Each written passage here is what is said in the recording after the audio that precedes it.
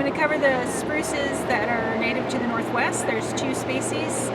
There's Sitka Spruce, Picea, sitchensis, and then Engelmann spruce, Picea engelmannii.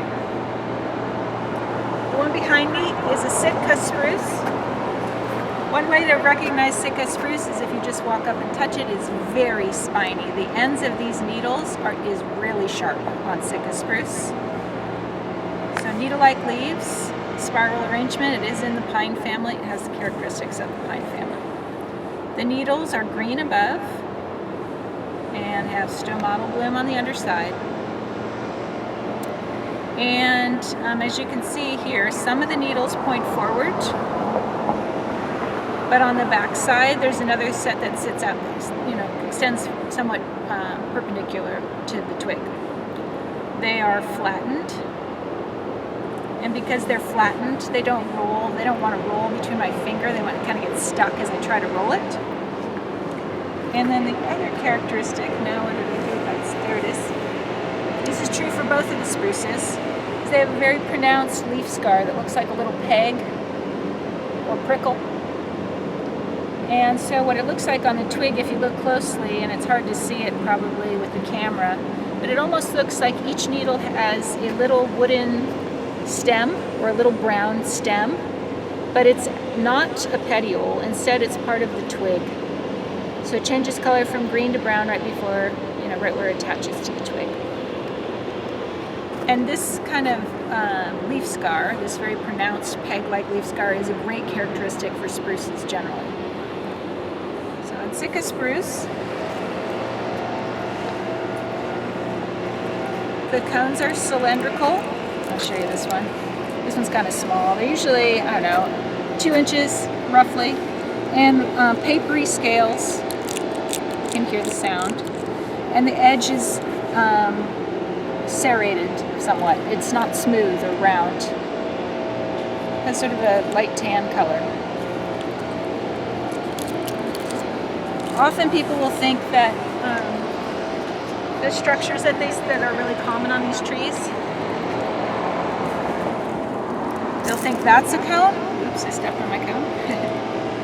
This is actually a gall that was formed when an insect laid eggs in here, and then it causes this change in the tree, that the tree actually builds this structure around it. It looks like a cone, but it's actually a deformed end of a shoot. So if you see them side by side, you can see the needles sticking out. That's a good indication that it's a gall and not an actual cone. Sitka Spruce is a huge tree, usually buttressed at the base. It gets quite tall, over 200 feet, but what's more impressive about it is its girth. It has grayish to purple colored scaly bark. They tend to form pure stands right near the coast. So inland from, say, the lodgepole pine or shore pines. If you go further inland, eventually Douglas fir, western hemlock, other species will become more common. But Sitka spruce in general hugs the coast, and it grows from southeast Alaska along the coastline and the mountains along the coast, south all the way to the southern end of the Oregon coast, right near the California border, where redwood kind of picks up where Sitka spruce leaves off. Both of those species are very much coastal species. You don't find Sitka spruce more than a few miles inland from the ocean.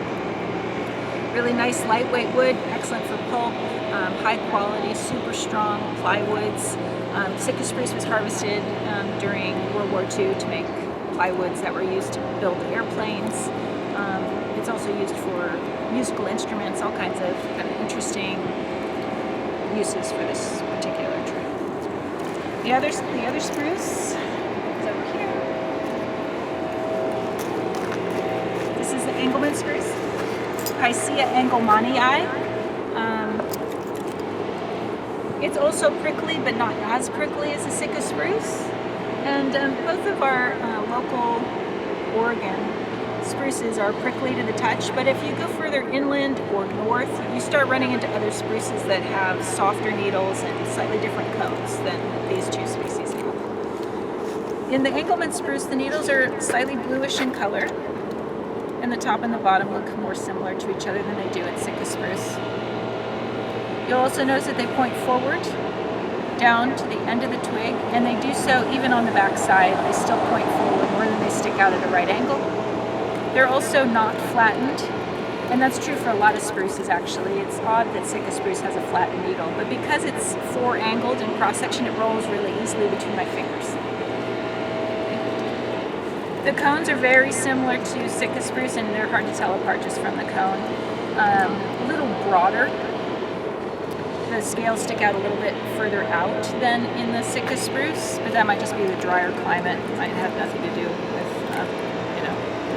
differences in the cone. But what you can see here is, again, it has a serrated margin, and it's almost pointed, the end of the cone, rather than rounded like, say, a hemlock cone scale would be, or a Douglas fir. This one's pointed, and it's not totally smooth. It's a bit serrated, so not totally smooth. And again, this papery texture.